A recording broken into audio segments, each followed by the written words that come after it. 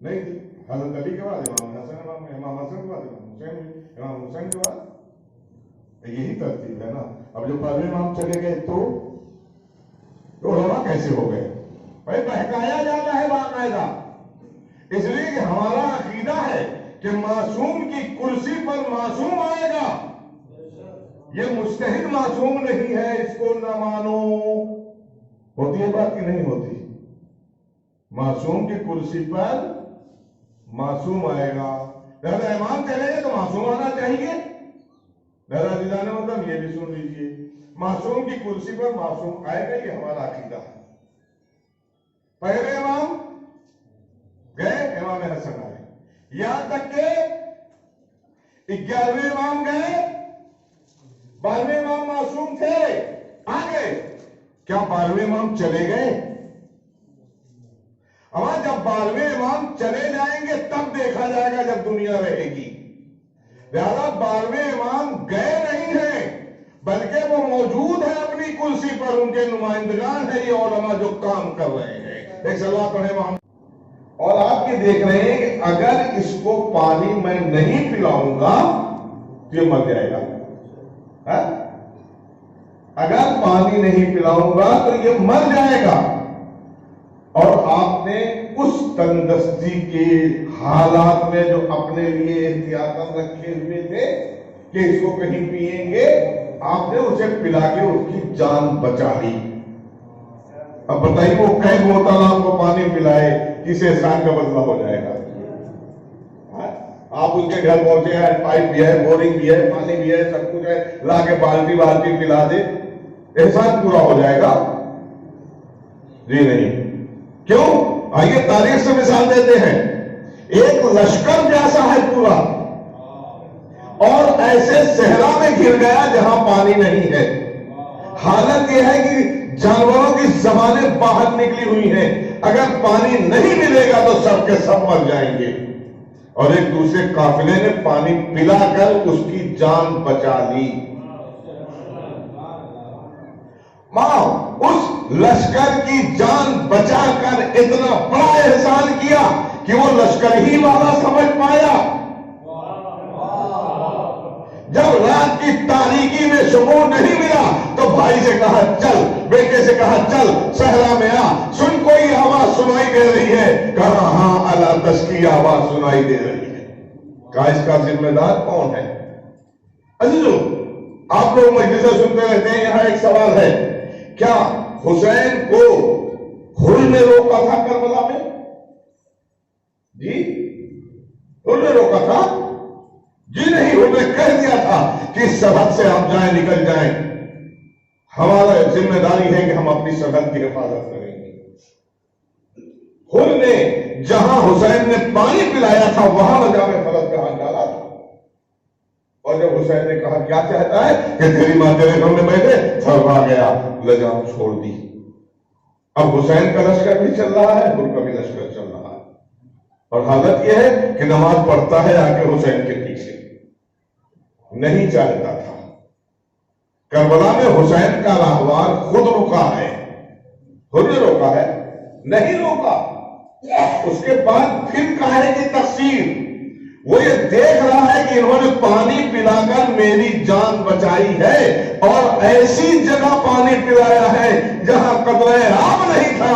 آج حسین ایسی جگہ پیاسے ہیں جہاں نہر فرات بہہ رہی ہے. کیا کب بدلہ ہو جائے گا؟ نہیں، 2-4 مشق اگر رات کی تاریکی میں لا کر حسین کے بچوں کو پلا دیتا تو اس پیاس کا، اس احسان کا بدلہ نہیں ہو سکتا تھا. لہذا پانی تو نہیں پلا سکتے ہیں، اس کے بدلے ہم اپنی جان دے سکتے ہیں. ایک سلوات پڑھیں محمد والے محمد.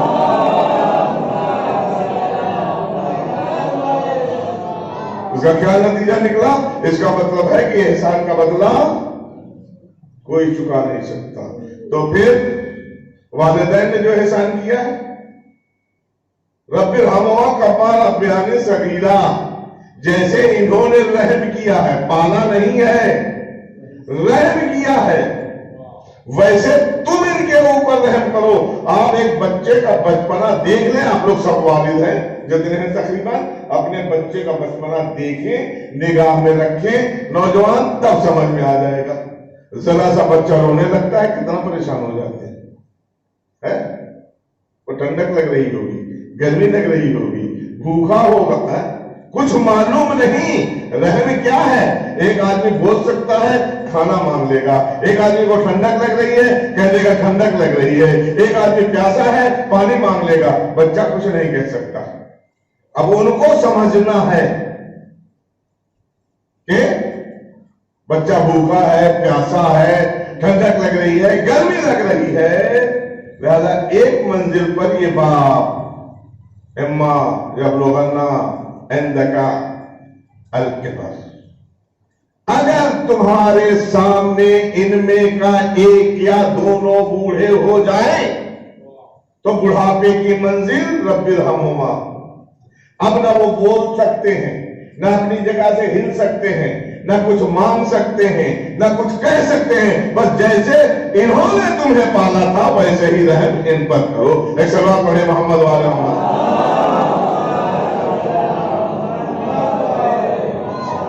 احسان کا بدلہ پوچھ لیا مولا. احسان کا مطلب کیا ہے؟ اس لیے کہ احسان کا بدلہ ہو ہی نہیں سکتا. میں نے آج کہا احسان کا بدلہ نہیں ہو سکتا. والدین نے کتنا احسان کیا ہے سوچ نہیں سکتے. اللہ تو کہہ رہا ہے احسان کا بدلہ احسان ہو گیا. رسول اللہ فرمایا دیکھو احسان کا بدلہ, چوتھے ماہ احسان کا بدلہ یہ ہے کہ ان سے نرمی سے گفتگو کرو, ان کی ہم نشینی اختیار کرو, ان کے ساتھ بیٹھو. ایک مثال دیتے ہیں آپ کے گھروں کی. ایک کرسی تھی, وہ ڈگنوں ڈگے ہلنے لگی. آپ کیا کرتے ہیں؟ بڑی پرانی ہو گئی, نہیں خرید رہا ہے, اس کو کیا کیا؟ ایک کونے میں ڈال دیا. امام یہ قول کی باریکی سمجھیں, ایک کونے میں اٹھا کے ڈال دیا. یہ کیا ہو گئی؟ کباڑ ہو گئی. جو ایسے ہو ٹوٹے پھوٹے سامان ایک کونے میں ڈالے جا رہے ہیں, کباڑ والا آئے گا لے جائے گا, آتا ہے لے جاتا ہے نا گھروں سے. اب بڈھے ہو گئے ہیں, کام کے لائق نہیں ہے, ان کو کباڑ کی طرح ایک کونے میں نہ ڈال دو, ان کی ہم نشینی کرو. احسان کا مطلب ہے کہ ان کے ساتھ بیٹھو, ان سے رحم دلی سے گفتگو کرو, اور ان کو جس چیز کی ضرورت ہے ان کے مانگنے سے پہلے ان کی خدمت میں حاضر کر دو. ایک سوال پڑھے محمد والے محمد.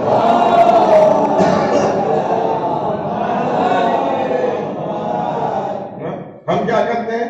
بس چلانے دو, اب بولنے دو. بڈھے ہو گئے ہیں, عادت پڑی ہے, ہر وقت چلاتے رہیں گے. اب ہر وقت اگر ان کی احتجاجات پوری ہوتی رہے تو کبھی نہیں بولیں گے. جیسے زندگی گزارنی چاہیے پوری ہوتی کبھی نہیں بولیں گے. بچہ کب روتا ہے؟ جب بھوک لگتی ہے, جب ٹھنڈک لگتی ہے. ویسے یہ کب چلاتے ہیں؟ جب ان کو ضرورت ہوتی ہے کسی چیز کی, اور پوری نہیں ہوتی, غلط طریقے سے ہونے لگتا ہے تو بگڑتے بھی ہیں. ایک صلوات پڑھے محمد والے محمد.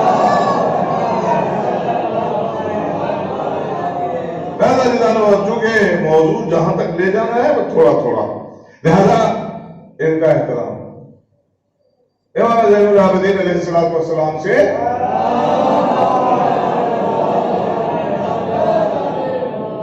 اور پوچھ لیا کسی نے کہ مولا بتایا والدین کا حق کس کا ہے؟ اموں کا, ماں کا. پھر پوچھا اس کے بعد اموں کا, ماں کا. پھر اس کے بعد اموں کا, ماں کا. پھر ابوک باپ کا, پھر اولاد کا, ازواج. اس کے بعد سب لائن سے ہے, پوری روایت نہیں پڑھنا ہے. 3 مرتبہ امام نے کہا اموں کا, اموں کا, اموں کا, اور ایک بار کہا ابوک, چوتھی بار. راوی کہتا مولا بڑی خاص پوائنٹ پر لے چلنا چاہتا ہوں اس بات کو کہہ کے. مولا ماں ماں ماں بھول گیا کیا؟ 3 منزلیں ہیں, کیا تو بھول گیا؟ پہلے اس نے تمہیں شکم میں رکھا اپنے, ایک بال کسی کے ہاتھ میں دے دیا جائے ہلکا بوجھ تھوڑا سا، ہم کہتے ہیں گلاس آپ کے ہاتھ میں دے دیا جائے، آپ 9 مہینہ ایسے لیے رہیں گے، 9 گھنٹہ نہیں لیے رہیں گے، اور وہ ماں 9 مہینہ اور پوری احتیاط کے ساتھ کہ کہیں سے یہ بھی نہ کھائیں گے وہ بھی نہ کھائیں گے، یہ نقصان کرے گا وہ نقصان کرے گا، یہ حالت ہے، یا نہیں جائیں گے۔ دنیا میں آپ دیکھ لیجئے جو صاحبان اولاد ہیں وہ بہتر جانتے ہیں۔ اس کے بعد ایک منزل گزر گئی، اس کے بعد جب اس نے تجھ کو اپنے سے الگ کیا، کہتے ہیں عورت کی وہ ایک زندگی، وہاں سے اس کی نئی زندگی شروع ہوتی ہے،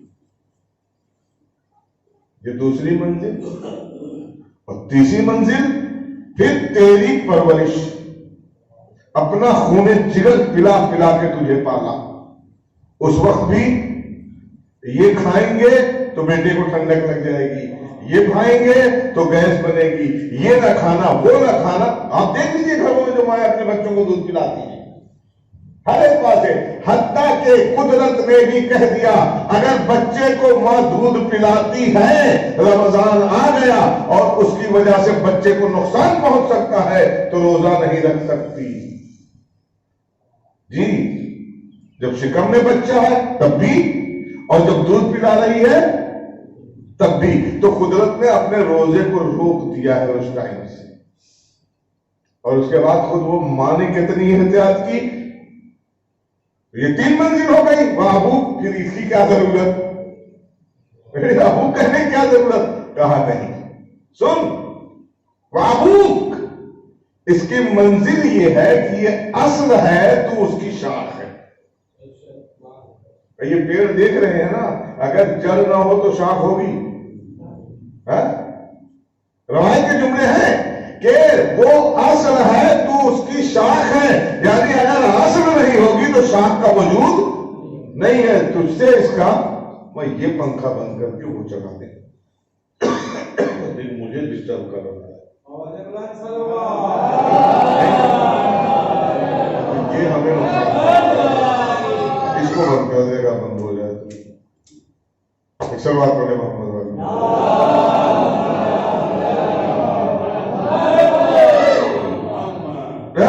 محترم،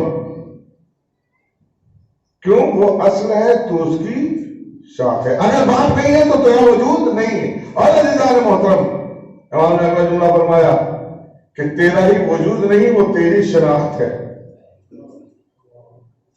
بڑے گھمنڈ سے بولتے ہیں ہم فلاں کے بیٹے ہیں، اگر کہیں سے ایسے ہی آ گیا ہوتا، بھائی سر اٹھانے کے لائق ہوتا، اب نہ جانے کیسے لوگ ہیں ایسے کو ہادی بنا لیتے ہیں جس میں نہ جانے کتنوں نے دعویٰ کیا تھا۔ ایک سوال تو ہے محمد والے محمد،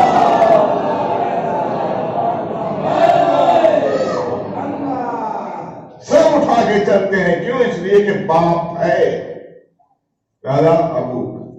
اب جو کہنے والا ہوں وہ دیکھیں جلدی جلدی زیادہ پھیلاؤں گا تو بات سے بات کرتی، باپ کا حق، لیکن جب باپ مر گیا کس کی نماز واجب ہے؟ بیٹے پر۔ باپ کی قضا نماز یا قضا روزہ، اور اگر حج واجب تھا کس کے اوپر واجب ہے؟ بڑے بیٹے پر۔ ہاں یہاں بڑے بیٹے بیٹھے ہیں کئی ادھر، یہ سب خود بھی بول رہے ہیں، ان کے بھی ماشاءاللہ سے پرویز تو اکیلے ہیں، بڑے بیٹے واجب ہے، نہیں چلیے بڑا چھوٹا نہیں جانتے، بیٹے پر واجب ہے، بات ختم کر دینا، بڑا تو چھوٹا، اگر بڑا نہیں کرتا تو اس کے بعد ہے واجب ہے۔ پہلے جو پراپرٹی لی ہے اس سے ادا کروا دو، پراپرٹی تو سب نے برابر کی ہے نا۔ جو میراث چھوٹی ہے، بڑے بیٹے وٹے پر نہیں پڑے، جو میراث چھوٹی ہے پہلے اس میں سے نکال لیجیے اتنا تب بانٹیے۔ حج واجب ہے، اگر 50 لاکھ کی پراپرٹی چھوڑی ہے انہیں تو پہلے 5-6 لاکھ اس کے حج کے لیے نکال لیجیے، اس کے بعد بانٹیے۔ اس کا مطلب جتنوں کا ہے سب میں سے نکلے گا، صرف بڑے بیٹے والے میں سے نہیں نکلے گا۔ लिया सबने, बड़ा बेटा बेचारा अकेले करे नहीं, पहले जो छोड़ा है वो, अगर नहीं है तब सलवात पढ़े मोहम्मद वाले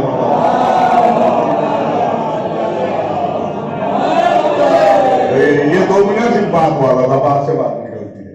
तो बड़े बेटे पर माँ की नमाज जी, बड़ी बेटी पर, हाँ किसी पर नहीं, बात की समझ नहीं है। इमाम ने 3 बार कहा उम्मों का उम्मों का उम्मों का। सबसे पहले किसका हक है? माँ का, माँ का, माँ का, बाबू चौथी मंजिल पर है बाप का। लेकिन जब यहाँ हुकूक की मंजिल में पहुंचे, किसका हक अदा करना है? बाप की नमाज, बाप का रोजा, बाप का हक, और माँ का किसी बेटे पर नहीं। ये क्या बात है? बात समझ में आती है आप लोगों के? माँ वाह वाह वाह, माँ ने इतनी जहमत की। देखिए हमारे यहाँ का माशरा जो है वो अलग बात है कि अभी बाप मर जाता है, कुल माँ ले लेती है और उसमें जितना जिसको चाहे दे दे। नहीं, जो शरीयत है, बाप की नमाज, बाप का रोजा, बाप का हज, बाप सब वाजिब बेटों पर, माँ का किसी पर नहीं। क्यों आगे जब हमने कहा 3 बार मौका बाबू, तो आगे होना चाहिए था ना माँ की भी नमाज। ये तो वाजिब करार दे दिया, वहां है ही नहीं कुछ। ये किस लिए वाजिब है? वाजिब अदा करोगे जन्नत में तो जाना ही है, नहीं वाजिब अदा करोगे सजा मिलेगी। एक सवाल अपने मोहम्मद वाले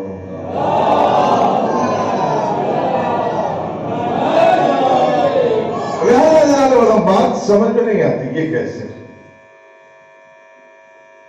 का? इसलिए कि ये हुकूक की मंजिल है, अखलाकियात की मंजिल में इमाम ने फरमाया कि देखो 3 मंजिल पर तुम्हारी मां ने जहमत बर्दाश्त की है, लिहाजा पहले उसका हक है। लेकिन 1 मंजिल बाप की है कि उसने तुम्हें शनाख्त दी है, तुम्हें पहचान दी है, उसका। लेकिन हुकूक की मंजिल में आने के बाद परवरिश की जिम्मेदारी किसकी है जी? अब अगर मां पैदा करने के बाद फेंक दे कि हम दूध नहीं पिलाएंगे, तो आप जबरदस्ती नहीं कर सकते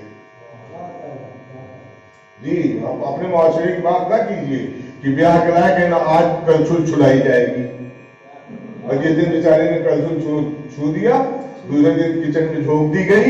अब ना सास आगे जा रही है, ना नंदे आगे जा रही है, अकेले पूरे खानदान को खाना पकाने की लाए। कहता अगर बैठ जाए तो आपको पका पकाया खाना देना पड़ेगा। नानो नफका सुना है कि नहीं आपने? ये सब शर्त है। नानो नफका का क्या मतलब है? आपके लिए रोटी राशन भरा दिया है। नान का मतलब होता है रोटी, दी पकी हुई रोटी चाहिए। एक सवाल पढ़े मोहम्मद वाले,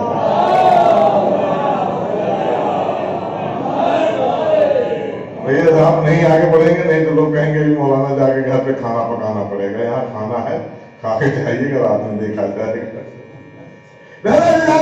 जिम्मेदारी किसकी है? अनकहतों कह के जो आ गई है, इसकी जिम्मेदारी नहीं है। जिम्मेदारी कुल आपकी है। खुद उसका भी खर्चा, उसके रहने का, उसकी शान के मुताबिक, अपनी शान के मुताबिक नहीं। आप फकीर हैं तो गरीब बड़ी आदमी की बेटी लाए क्यों? आपके पास अगर नहीं है तो आप किसी बड़े घर की तरफ न जाइए, इसलिए कि जैसी लाएंगे वैसा इंतजाम करना पड़ा, आपकी जिम्मेदारी है। वो कंप्रोमाइज करके लड़की रहने लगी है। आजकल जो हमारे समाज में इतना तिलाक हो रहा है, उसकी वजह यही है कि हर लड़के की जिसने 2 लफ्ज पढ़ दिया है, उसको सबसे बड़े वाले घर पर निगाह है। एक सवाल पढ़े मोहम्मद।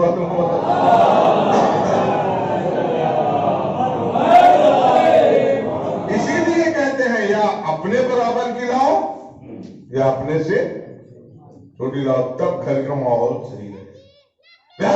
मतलब बात से बात निकल आती है। सब जिम्मेदारी किसकी है? बाप की जिम्मेदारी। बच्चा पैदा हो गया, किसकी जिम्मेदारी? दूध पिलाने का इंतजाम, बाप की जिम्मेदारी। अब बड़ा हो गया, खाना पीना किसकी जिम्मेदारी है? बाप की जिम्मेदारी। पढ़ाई का इंतजाम करना किसकी जिम्मेदारी है? چاہے جتنی مہنگی پڑھائی ہو، جتنی مہنگی پڑھائیں گے آپ ہی کو کما کے. آج ٹھیک الگ بات ہے کہ آج کل میاں بیوی دونوں کمانے لگے اپنے بچوں کو، یہ سماج ہمارا ایک الگ چیز ہے. شریعت کا قانون اور حقوق کی منزل الگ ہے. حقوق کی منزل یہ ہے کہ پکا ہوا کھانا چاہیے، اور جب اخلاقیات کی منزل آتی ہے تو رسول نے گھر کے اندر کام کا بنوانا کیا کہ گھر کے اندر کا کام فاطمہ کریں گی اور گھر کے باہر کا کام. ایک سلوات پڑھیں محمد والے.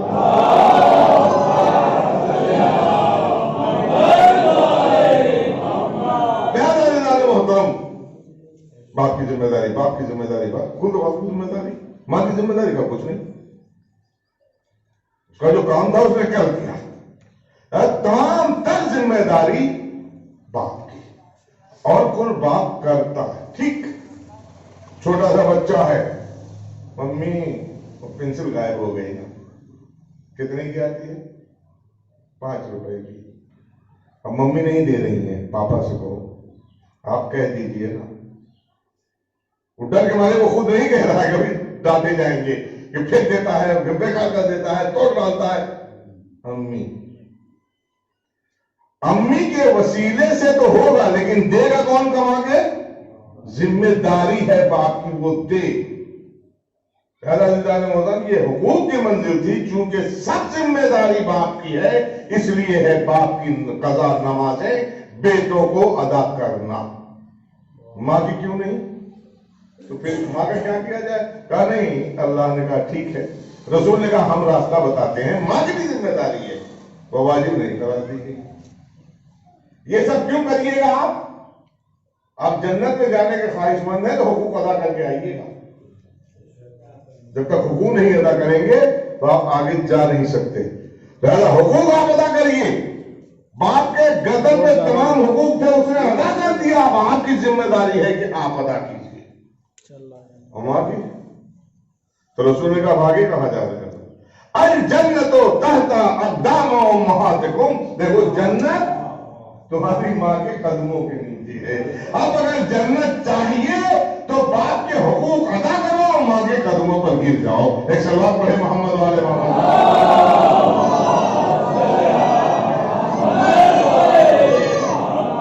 ماں کے قدموں پر گر جاؤ. تو ماں کو راضی کر لو، ماں تو راضی ہی رہتی ہے. آپ کچھ بھی کرتے رہیے، ڈانٹے گی، برا بھلا بھی کہے گی، اور یہ بھی کہے گی چلو ماں کی بددعا جو ہے وہ دعا بن کے لگتی ہے، ماں کی گالی بھی دعا بن کے لگتی ہے، اس لیے کہ وہ دل سے نہیں دیتی. واقعی اگر ماں دل سے بددعا دے دے نا تو کوئی سکون سے نہیں رہ سکتا. لہذا عزیزان محترم، رسول نے کہہ دیا کہ دیکھو اگر ماں کی دعا چاہیے، ماں کی زندگی میں تو اس کی بددعا بھی دعا بن کے لگے گی. لیکن جب اس دنیا سے چلی گئی تو اب اگر ماں کی دعا لینا ہے تو جو اس کے واجبات ہیں اس کو ادا کرتے رہو. ایک سلوات پڑھے محمد والے محمد.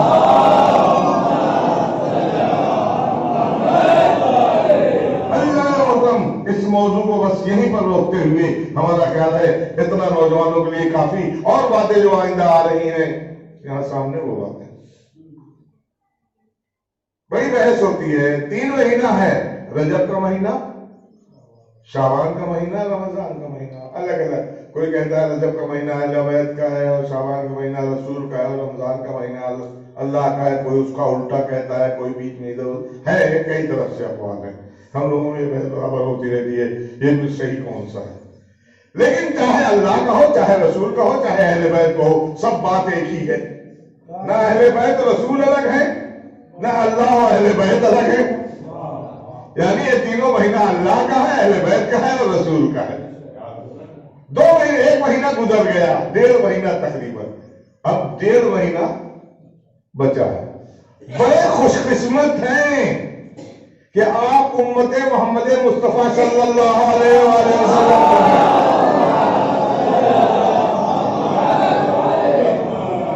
پہلے کچھ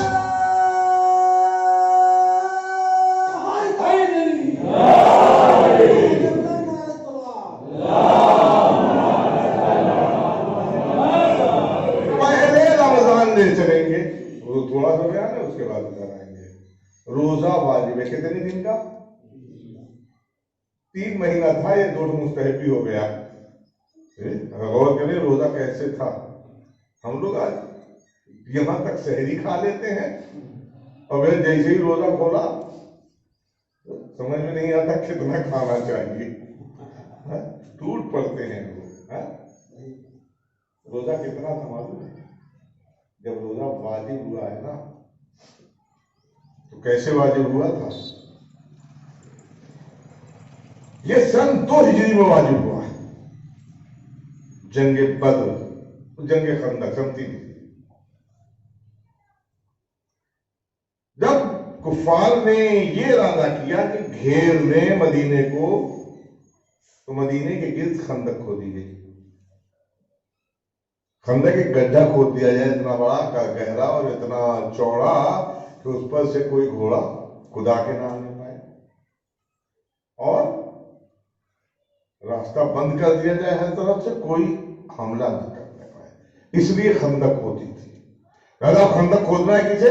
صرف مسلمانوں کو، یہودی اور عیسائی تو ہاتھ، اور کفار مشرکین جتنے اندر ہیں وہ ہاتھ نہیں بڑھائیں گے، صرف مسلمانوں کو خندق کھودنی ہے۔ رسول نے سب کا بھائی بنایا آپس میں، جو زیادہ طولانی نہیں جانا ہے، جو نہیں سنتے ہم کو وہ سنانا ہے۔ رسول نے ناپ کے سائز سے بانٹ دیا گیا۔ آپ کے ولا کے لیے بھی 2-4 جملے کہوں گا بیچ میں۔ ناپ دیا گیا اتنے فٹ لمبی، چوڑائی تو ایک تھی نا، یہ کھودیں گے یہ کھودیں گے یہ کھودیں گے، 3 آدمی بھائی بن گئے، 2 آدمی بھائی بن گئے، تو حصہ بانٹ دیا گیا، اتنے سب کو کھودنا ہے۔ خندق کھود گئی۔ پہلے آپ کے جذبہ ولا کی تسکین کے لیے 2 جملے کہہ دوں۔ 1 مہینہ تک سب جمے رہے، اس کے بعد جب عمرو ابن عبدود آیا تو وہ کیسے اندر آیا؟ ظاہر بات ہے پہلے پوری خندق کا جائزہ لے رہا ہے ٹہل ٹہل کے، کیوں کیا دیکھ رہا ہے؟ ظاہر سی بات ہے کہ اسے معلوم ہے کہ کسی نے خیانت کی ہے، اور اگر خیانت نہ کی ہوتی تو وہاں سے گھوڑا ادھر آتا کیسے؟ آخر عمرو ابن عبدود کا گھوڑا پہنچا ادھر کہ نہیں پہنچا؟ پہنچا۔ وہ یہی تلاش کر رہا تھا کہ کہاں پر خندق کم ہے، لہذا وہ جگہ اس کو مل گئی اور ادھر پہنچ گیا۔ عزیزان محترم، آگے کی بات نہیں کہوں گا، وہ خندق کھودی جا رہی تھی، وہاں تھے بھی کیسے کیسے صحابی۔ ایک صحابی خندق کھودتے کھودتے بے ہوش ہو گیا،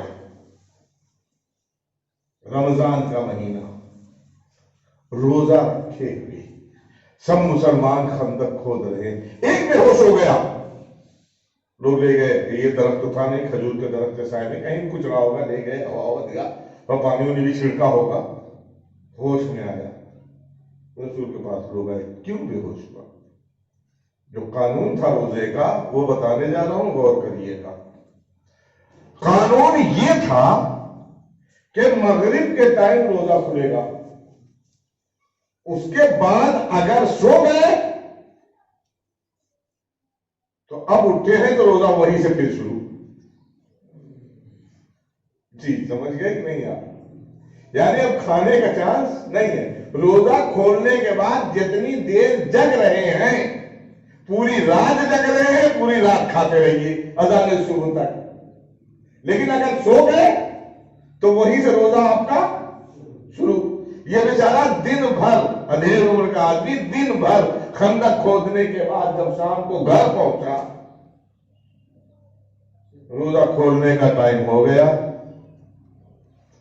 کھجور سے روزہ کھولا، آنگن میں بیٹھ گیا، بیوی نے کہا تھوڑا آٹا ہے، گرم گرم روٹی بنا کے لاتے ہیں، آپ کھا لیجیے۔ گئے بیوی گرم گرم روٹی بنانے کے لیے، آئی یہ سو چکے تھے، تھکے ہوئے تھے، نیند آ گئی۔ ظاہر سی بات ہے ہم آپ کیا کہتے ہیں، چھوڑو کل روزہ نہیں رکھیں گے، میں دن بھر کے بھوکے کہتے ہیں کھائیں گے اور روزہ رکھیں گے۔ ہاں، ایک روزے کا جرمانہ کتنا ہے معلوم ہے کسی کو؟ اس لیے کہ نہ آپ کوئی غلام رہ گیا کہ ہم اسے آزاد کر دیں، اور جو مسکین بتائے جاتے ہیں نا، 60 مسکین کو کھانا کھلائے، آپ لائیے 60 مسکین، نہیں ملیں گے، غریب ملیں گے، مسکین نہیں ملیں گے۔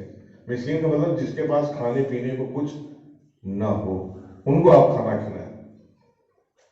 محترم سو گئے، اب وہ کھانا لے کے آئے تو سو رہے تھے، اب اب جگایا تو کھائیں کیسے؟ پھر تو روزہ شروع ہو گیا.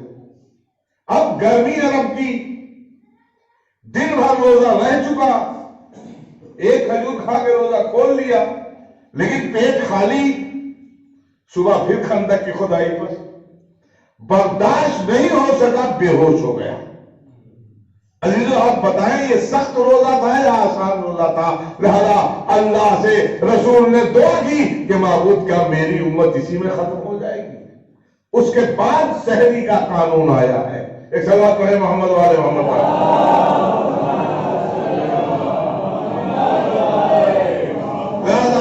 محترم. اگر ہم میں کچھ حمیت ہے، بچہ ابھی تو چھوٹا ہے، ہمارا 9 سال کی بچی بھی واجب ہو گیا. اگر والدین بیچ میں حائل نہ ہو تو یہ 9 سال کی بچی روزہ رکھنے کو تیار ہے. یہ میرا تجربہ خود ہے. میں نے کوشش کی، بچیوں نے روزہ رکھا پورے مہینے کا. لڑکوں نے روزہ رکھا، 15 سال کے لڑکوں پر روزہ واجب ہو گیا. اب والدین کو نہیں چاہیے کہ روکیں، بلکہ والدین ارے صاحب گرمی ہے، پیاس لگے گی، کالج کیسے جائے گا اسکول؟ کالج اور اسکول آپ کی ذمہ داری نہیں ہے. اور آپ بنا کے انجینئر، ڈاکٹر، بیرسٹر کچھ بنا دیں، اس سے آپ کو ملنے والا کچھ نہیں ہے. بڑا ہو جائے گا تو یہی کہے گا کہ صاحب ہو گئے بڑے عہدے پر، باپ بیمار سے بلا کے بہت سچا واقعہ ہے. دلی میں تھے، اب ابا بیٹھے ہوئے تھے، اتنے میں ان کا کوئی ساتھی ملنے لگا، جلدی اندر جائیے، جلدی اندر جائیے. جانے لگے جلدی سے بھاگ کے، تب تک وہ چلا آیا. اور اس کے بعد پوچھا وہ کون تھے؟ معلوم ہے کیا کہا؟ افسوس کی بات ہے کہ باپ نے کیا بنایا اور وہ باپ کو کیا کہہ رہا ہے. او ہاں، ہمارے گھر پہ زمینداری میں سب نوکر ووکر رہتے تھے، انہیں میں سے ایک بچا ہوا ہے.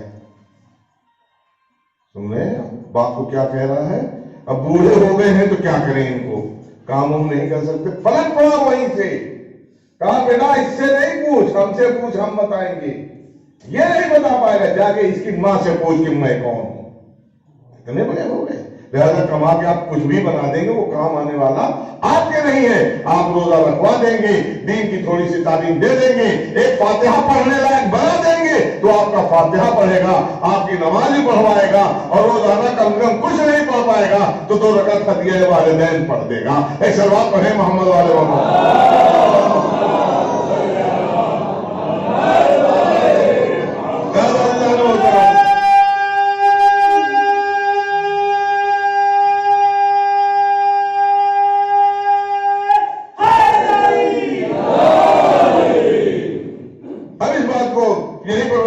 رمضان یہ روزہ تھا لیکن بہت آسان روزہ ملا، اب اس کو بھی ہم نہ رکھیں. بات سمجھ میں نہیں. میں تو مجھے تو یاد ہے جب میں 5 سال کا تھا تب روزہ رکھا تھا، اور اتنا یاد ہے کہ جب روزہ کھولا تھا تو بے ہوش ہو گیا تھا، اس کے علاوہ اور کچھ نہیں کرتا. لیکن ہمارے بچے ہیں یہاں ساتھ میں، چھوٹے سے لوگوں کو کہیں نہیں دکھائی دے، بڑے بیٹھے ہوئے ہیں، روزہ رکھنے کا باقاعدہ شوق ہے. اگر رکھو والدین بیچ میں حائل نہ ہوں تو بچے خود یہ شوق رکھتے ہیں کہ ہم بھی روزہ رکھیں. لہذا آپ بچوں کو روک کر عذاب کے مستحق نہ بنے، بچوں کو تشویق کر کے بچوں کو جہنم کی آگ سے بچائیں. اس لیے کہ روزہ جہنم کی آگ سے بچائے گا، روزہ جہنم کی آگ کے لیے سپر.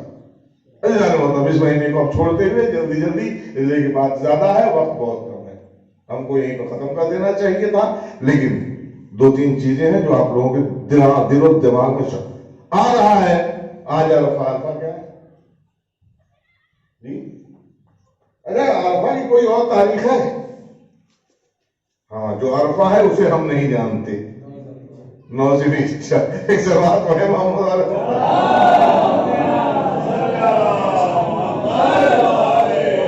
جس میں دعائیں ہیں، جس میں نماز ہے، دعائیں عرفات 3رے امام سے بھی ہے، 4تھے امام سے بھی ہے. اس کا آج عرفہ ہے یہ ضرور یاد رہتا ہے. عرفہ کی تاریخ بتا دیں. عرفہ معرفت سے ہے، پہچانوانا. تو آج کیا ہوتا ہے؟ مردہ پہچانوایا جاتا ہے، کل نظر دے کے ملایا جائے گا. اور نہیں سمجھ میں آتا یہ، لیکن اب کہیں سے دیکھیے یہ سب کچھ نہیں ہے، کچھ نہیں ہے. فقط بزرگوں نے، علماء نے ایک ایصال ثواب کا طریقہ بنا رکھا. آج مر گیا ہے 3 دن بعد سیوم کر دو، اس کے بعد پھر 40 کر دو، پھر برسی کا چھماہی کر دو۔ سال مجلس، ہمارے یہاں مجلس سب سے بڑا طریقہ ہے سال ثواب کا، برسی کر دو، پھر 7 سال بعد مجلس کرتے ہو۔ ہاں شب رات آ گئی، ان کو مردوں سے ملانے کے بہانے میں تھوڑا روٹی بانٹ دو ثواب کے لیے، یہی سب تو ہے، یہ سب ثواب کے لیے ہے۔ جتنا کریں گے کوئی ضروری نہیں کہ آپ آج ہی کریں، کبھی بھی آپ روٹی بانٹ سکتے ہیں، غریبوں کو کھلا سکتے ہیں، مومنین کو کھلا سکتے ہیں، ہر ایک میں ثواب ہے، یہ سب اشارے ثواب کے لیے۔ لہذا یہ نہ سمجھے بس، اسی لیے میں نے مختصر کہا، لہذا اسے کوئی روک بھی نہ کہیں نہیں غلط ہے، بکواس ہے، یہ واقع میں ہے کچھ نہیں، عرفان اور ذیلحج ہے۔ آج ان کو پہچانوایا جا رہا ہے ان ملکوں سے، آپ کے بس کے آپ پہچان لیں گے، یا یوں کہا جائے کہ آج رخصت کیا جا رہا ہے، آپ لے کے جائیے تاکہ ان ملکوں کے ساتھ شبرات کی نظر میں آپ بھی آئیے۔ شبرات کیا ہے؟ ہاں وہی بات ہے، شب برات، یہی مسئلہ ہے نا مشہور، دن عید ہو رات شب برات، برات کی شب ہے، مشرکین سے دوری اور پرہیز کرنے کے اعلان کا دن ہے براءت۔ شب برات نہیں ہے، براءت، کہ ہم ان سے بیزاری کا اعلان کرتے ہیں، ان سے ہم دور رہیں، لہذا یہ شب براءت ہے۔ 2-3 چیزیں اس میں ہوتی ہیں جن پر اعتراض ہوتا ہے، بس جلدی اس لیے کہ بہت ہی شارٹ میں یہ میں نے بتا دیا آپ کو، اگر یہ سمجھ میں آ گیا ہو تو آگے چلیں۔ ہمارے یہاں عریضہ پھینکا جاتا ہے اور ہم کہتے ہیں ہمارا امام غیب میں ہے، ادھر سے اعتراض ہوتا ہے کہ عریضے کا کوئی فائدہ ہے؟ لوگ برگلاتے ہیں۔ ایک چیز اور کرتے ہیں، ہم لوگ پٹاخہ چھڑاتے ہیں۔ کوئی چیز ہمارے ہاں اپنے سے نہیں چلی آئی ہے کہ خوشی کا موقع ہے اس لیے چھڑاتے ہیں، ہمارا خوشی کا موقع ہمارے لیے غدیر سے بڑی کوئی خوشی نہیں ہے، اس دن ہم پٹاخہ نہیں چھڑاتے، یا چھڑاتے ہیں؟ غدیر سے بڑی کوئی عید ہے ہمارے لیے، عید اکبر، اس میں ہم پٹاخہ نہیں چھڑاتے، لیکن آج کے دن یعنی 15 شعبان کو چھڑاتے ہیں اور بہکایا جاتا ہے، نہ چھڑاؤ مردے بھاگ جائیں گے۔ ارے صاحب عبادت کی شب ہے، آپ لوگ پٹاخہ چھڑاتے ہیں؟ بس جسے برا لگتا ہے ویسے ہی جو امام کے ماتم سے منع کرتا ہے، کیوں منع کرتا ہے؟ اسے برا لگتا ہے، کیوں؟ اس کا ظلم جہاں ظاہر ہو جائے گا اس لیے منع کرتا ہے۔ لعن اللہ امتن قتلت کا، امتن ظلمت کا، وسمعت بذالک فرضیت، اس پر بھی لعنت، جو سنے اس پر راضی ہو، جو سن کے راضی ہے وہ ماتم سے منع کرتا ہے۔ جی، اس کا منع کرنا اس بات کی دلیل ہے کہ وہ راضی ہے، وہ اسے پٹاخہ چھڑانے سے وہی منع کرتا ہے جو جانتا ہے۔ ایک صلوات پڑھیں محمد والے